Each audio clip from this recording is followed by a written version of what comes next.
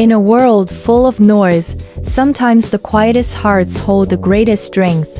In a bustling New York hospital, where every second is a race against time, a young nurse named Emily walked in for her night shift. She was tired, her feet ached, but a gentle smile still graced her lips. This was her calling, her purpose. Little did she know, this night was different. This night would set her on a path she never could have imagined. The fluorescent lights of the hallway hummed as Emily made her rounds, her footsteps soft yet purposeful. She reached room 208. Inside, a man lay still, a silent figure amidst the rhythmic beeping of machines. He was a ghost, a John Doe. No name, no identification, no family waiting anxiously in the halls. The only clue to his past was a worn leather wallet, and tucked inside, the torn photograph of a smiling little girl. Emily approached his bedside, her professional demeanor softened by a wave of empathy. She looked at the man, a stranger lost to the world, and then at the faded picture. Who was he? Who was this child whose image he kept so close? A sense of profound responsibility washed over her. She leaned in, her voice a gentle whisper in the quiet room. I don't know who you are, but I'll take care of you. She didn't know this moment. This simple promise would change her life forever. In that sterile room, under the sterile lights, a connection was being forged, one that would defy all logic and medicine. Night after night, room 208 became Emily's sanctuary. The world outside could be chaotic, but here there was a quiet purpose. She would pull a chair to his bedside and read to him. Sometimes it was classic literature, other times just articles from a newspaper. She spoke to him as if he were an old friend, sharing stories from her day, her hopes, her small frustrations. She believed that even if his body was unresponsive, his soul might still be listening. Her care was meticulous. She changed his bandages with a gentle touch, ensuring he was comfortable, treating him not as a case number, but as a human being deserving of dignity. One evening, while adjusting his pillow, she felt something crinkle in his pocket. Carefully, she pulled out a small folded piece of paper. The handwriting was rushed, almost desperate. It read, "If anything happens to me, please take care of my daughter, Lily." The words hit Emily like a physical blow. Lily, the little girl from the photograph. This man wasn't just a patient. He was a father, terrified of leaving his child alone. A wave of emotion washed over her, a feeling of connection so powerful it startled her. She now had a name, a mission. This wasn't just about nursing anymore. It was about fulfilling a father's last wish. She felt a bond, stronger than she had ever expected. His silent plea had found a voice in her heart. Weeks turned into a month. The man remained in his silent world, a ship lost in a foggy sea.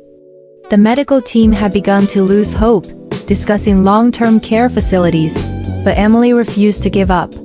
She held on to the note, to the image of Lily as her anchor. One night, a storm raged outside, mirroring the turmoil in her own heart. She felt a surge of desperation.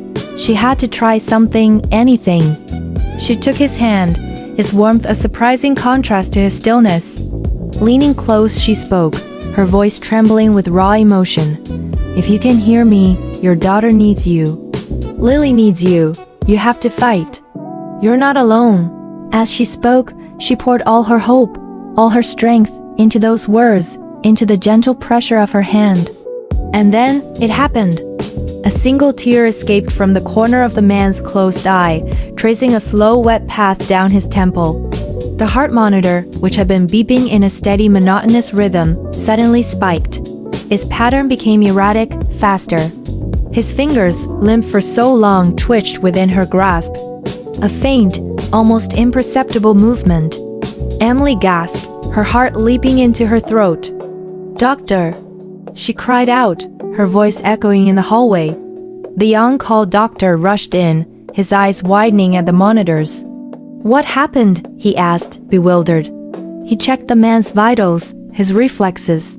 This is impossible," the doctor stammered, looking from the machines to Emily. "He's responding. He's actually responding." In that moment, The room was no longer filled with the hum of machinery, but with the palpable thrum of a miracle.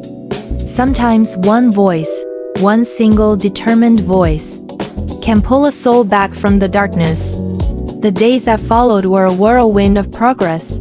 The slight twitch became a squeeze of the hand. The single tear became fluttering eyelids. The medical team was astounded, calling it a 1 in a million recovery. But Emily knew. It wasn't just medicine, it was hope. It was the thought of Lily. Then, one sunny afternoon, it happened. The man's eyes opened. They were hazy at first, struggling to focus. He blinked slowly, taking in the unfamiliar white ceiling. His voice was a dry, raspy whisper. Where? Aim 1? Emily, who had been by his side as always, felt tears of relief well up. She moved into his line of sight, a reassuring smile on her face. You're safe, she said softly. My name is Emily. I've been taking care of you. He looked at her, confusion clouding his features. He saw the genuine care in her eyes, the exhaustion mixed with elation. You, he began, his voice weak but clear. You never gave up on me? Emily just smiled, a warmth spreading through her chest. He was back. He was really back. But he didn't know the truth yet. The real reason she had fought so hard for him. He didn't know that she believed she was saving him for his daughter. After a few more days of recovery, his strength slowly returned.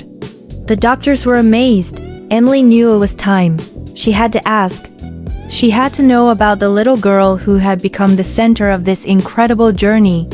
One quiet afternoon, she sat by his bed, the folded note feeling heavy in her pocket. She took a deep breath. I need to ask you something, she began gently. Who is Lily? The name hung in the air. The man's face, which had been slowly regaining its life, suddenly crumbled. The light in his eyes extinguished, replaced by a deep, gut-wrenching pain. His voice broke as he spoke. She's gone. He choked back a sob. 2 years ago. I lost her in an accident. I was driving. I couldn't let go of her memory. Emily stared at him, her heart shattering into a million pieces. The note. The photograph. It all clicked into place with horrifying clarity. The note wasn't a message for a stranger to find. It was a message he wrote for himself. A desperate reminder to keep living, to take care of the memory of his daughter by surviving. He wasn't trying to save his daughter. He was trying to save himself from the grief that was drowning him.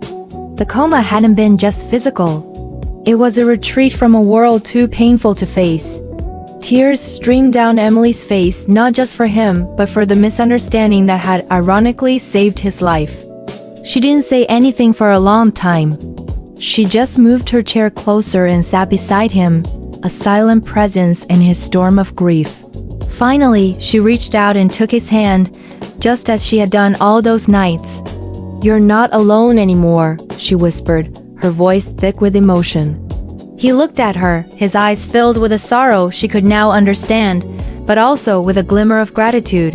He managed a weak, watery smile. Thank you for bringing me back. They sat there, holding hands. It wasn't romantic. It was something deeper. Two souls, a nurse who thought she was saving a father for his daughter, and a father who was brought back to life by a stranger's kindness, now healing each other in the quiet of a hospital room. In a world full of strangers, a world that can often feel cold and disconnected, a single act of kindness can change everything. It can mend a broken spirit. It can reignite a will to live. It can, quite literally, bring someone back to life. Kindness saves, every time. Thank you for watching. If this story touched you, please like and subscribe for more content that reminds us of the good in the world.